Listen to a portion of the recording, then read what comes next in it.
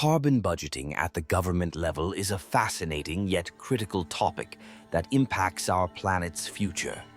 Imagine treating carbon emissions like a budget, just like how we manage our finances.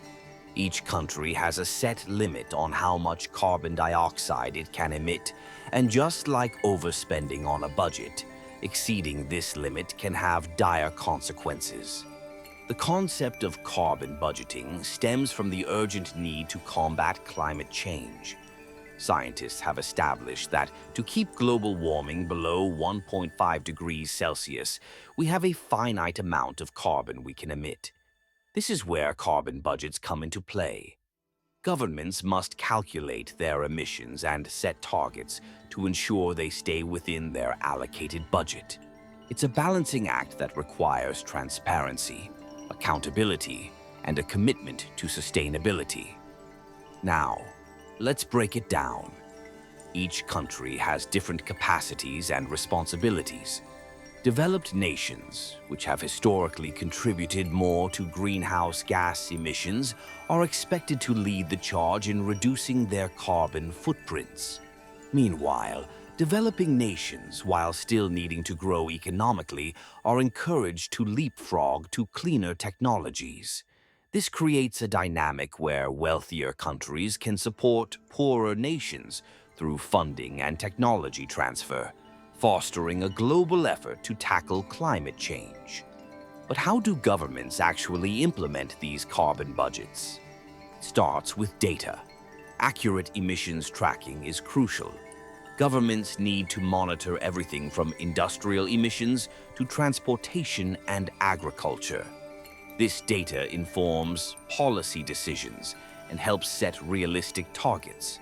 For instance, if a country realizes it's on track to exceed its budget, it may need to implement stricter regulations or invest in renewable energy sources.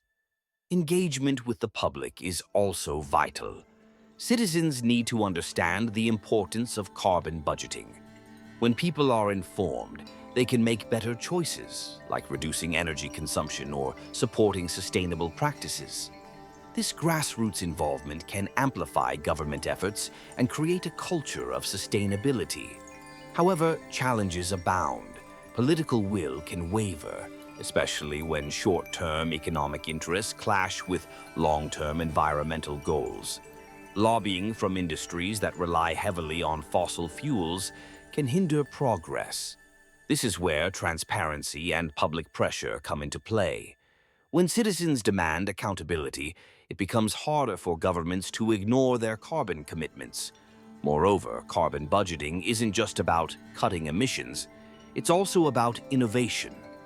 Investing in green technologies can create jobs and stimulate economic growth. Think about it. Renewable energy sectors like solar and wind are booming.